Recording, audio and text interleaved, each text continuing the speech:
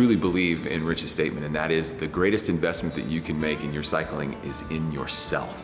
So to become a better rider and get those skills, you truly need to learn or unlearn maybe some of the things that you've picked up in your riding time. And by doing so, you create then the thing that we're all looking for, which is that smile. So I felt it, and then my goal afterwards was to give it to other people.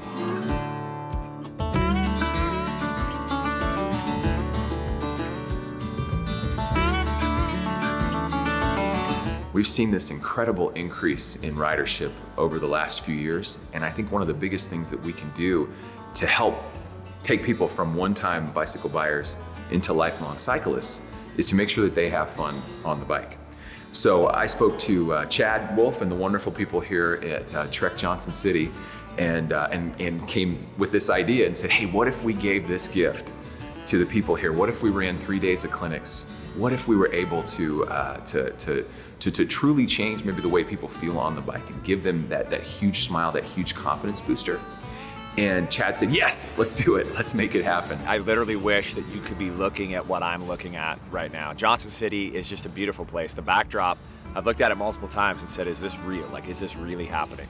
And then to see the SRAM vehicles, to see the TREK tents, and see all the smiles on the people's faces. Yeah, this was everything that I hoped it could be. Weather didn't necessarily cooperate as well, but I think the fluidness of the curriculum that was really put into play was amazing, that it could adhere to that kind of less than ideal conditions. We had riders who, everything from someone who a city curb would have been intimidating them, at 9 a.m. to by 2 p.m., they're hitting some of the biggest ramps and stuff like that. But my favorite part of the whole thing, not just was the progression, but the excitement that everybody had in their faces. I mean, big cheesy grins as everybody was doing what was truly impossible from just a few minutes prior. For cycling, we say go out and ride. That isn't training. What that is going out and doing cardiovascular work. But we don't teach people how to brake, how to turn, how to maneuver the bike, how to control the bike. That's the big difference with this course.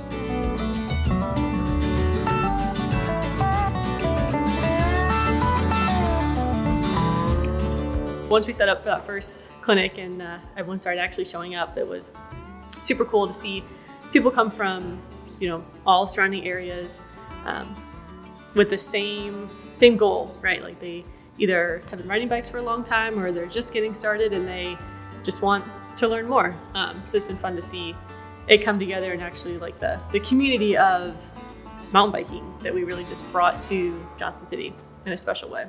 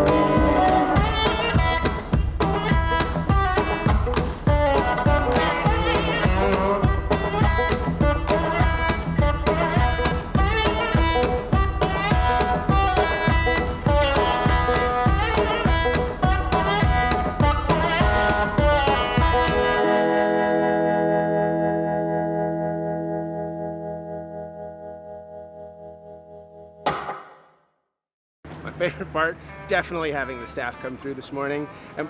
It was amazing to watch. The first few, not that anything wasn't important, but very basic fundamentals. And you could even anticipate that the curriculum was really focusing on figuring out where everyone was at. And luckily those first two drills were fairly basic and everyone was kind of blowing through them, but the confidence level got really, really high. And by the third drill is when we really started to work on cornering.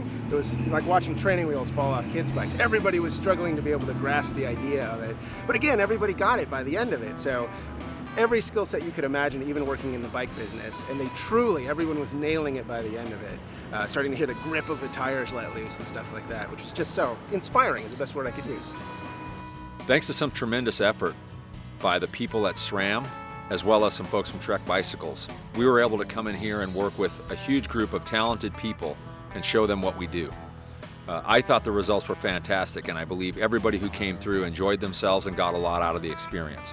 My hope is that we can scale this and visit more towns and work with more groups within these two great companies. So when I think about the value of this for our brand, for SRAM, for TREK as a company, this is bringing it home. We've got a bunch of new people on bikes, and now we can make it so that they become lifelong riders having a great time on the bicycle. We got to interact with so many people, varying ages, different skill levels, and I think our goal of coming in and providing an environment for more people to get more confident on the bike and therefore have even more fun on the bike, I think we were able to accomplish that. And I'm excited. I'm excited at what the future holds for this program. The Ride Series is something that we've curated over the past 6 years, and we've grown it into something that we are very passionate about. We love riding bikes. Riding bikes has provided amazing things in our lives, and so to be able to help share that and get people who are newer riders to have a deeper love for it, but to get those who've been on the bike for a while to maybe see the trail differently, that's what we're here to do. And I think we accomplished it this weekend, and I think with the help of SRAM and TREK moving forward that we can do that in venues like this all over the country. So we're really looking again for that aspirational fun that people see us have, and then they want to go out and emulate that themselves. And that speaks right back to the core of both TREK and SRAM, and I think the Ride Series mission statements too. That is, get on your bike, ride it, have fun, make the world a better place on two wheels.